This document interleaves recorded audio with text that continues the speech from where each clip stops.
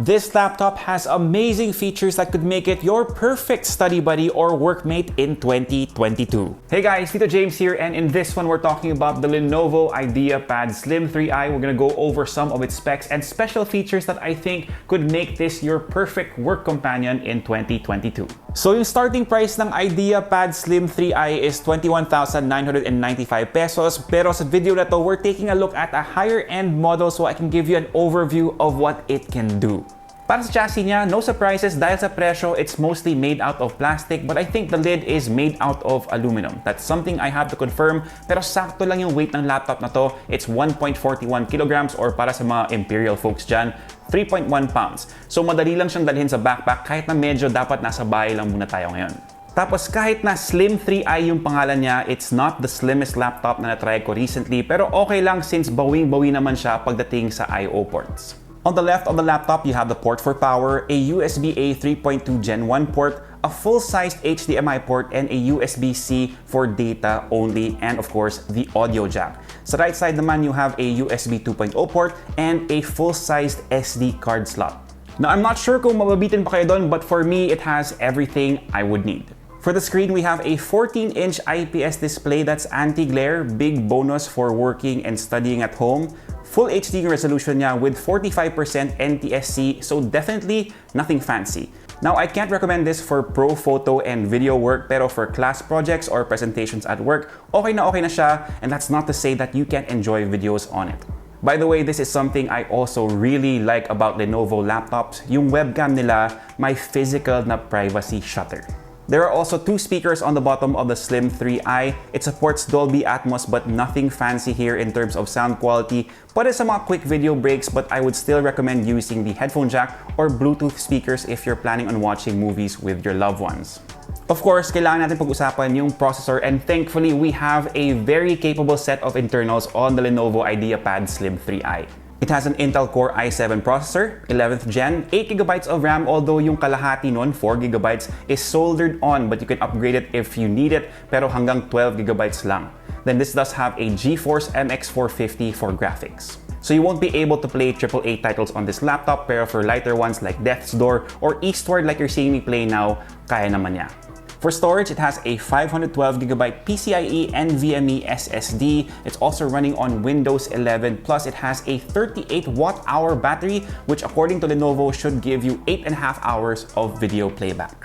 Bago ko makalimutan, the keyboard is also pretty comfortable to type on, decent yung travel at maganda yung spacing ng keys. Hindi siya cramped kahit na malaki yung kamay ko. Backlit din in case kailangan nyo magtrabaho ng late.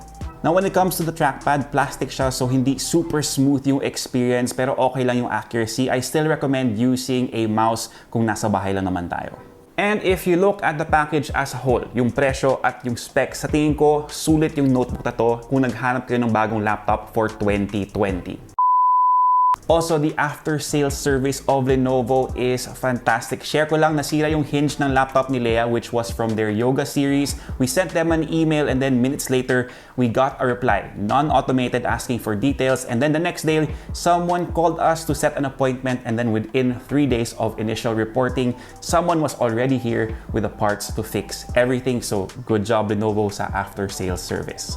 Anyway, back to talking about the Lenovo IdeaPad Slim 3i, because aside from the specs, they've also built in a couple of features to help with studying and working na sobrang importante kasi solid yung screen time natin lahat ngayon. So it has the basics like eye care, but it also has a few other things that I found really interesting. The first one kind of sounds counterproductive, but it's a break reminder. Every hour, the laptop will give you a notification to take a break and will go into sleep mode after a few seconds, which is a good thing because you can use this time to focus your eyes on something farther than your screen to keep your eyes healthy. Now, you can also use this time to remind you to drink some water, or more importantly, to check on your family since work at home tayo, mahirap yung work-life balance. So again, use this time to just say hello to your family and appreciate them. There's also a posture reminder because I'm sure you've caught yourself hunched over your laptop a lot since nag-start yung work from home setup natin. Also very important for a tito like me who experiences lower back pain from sitting down and editing all these videos. So use that break reminder to remind you to also stretch out your back, and then the posture reminder to at least try to alleviate some of the stress on your spine. It also has a distance check to work alongside all of those reminders. Honestly, hindi naman to requirement usually sa laptops na hinahanap ko, pero definitely, it's a good bonus just to keep certain aspects of our health in check habang nag-aaral or nagtatrabaho tayo.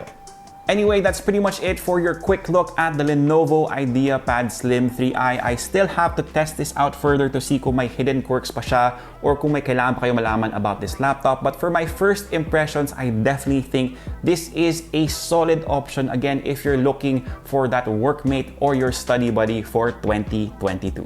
Now, if you like this video, give us a thumbs up, sub to the channel, and make sure you hit that notification bell. If you have any questions about the Lenovo IdeaPad Slim 3i, make sure you leave them down below, and I'll try my best to get to them as soon as I can. For all the latest in tech, head to unbox.ph+. Follow us on Facebook, Instagram, and on TikTok. My name is Tito James. Peace, God bless, see you guys next time, and of course, stay safe.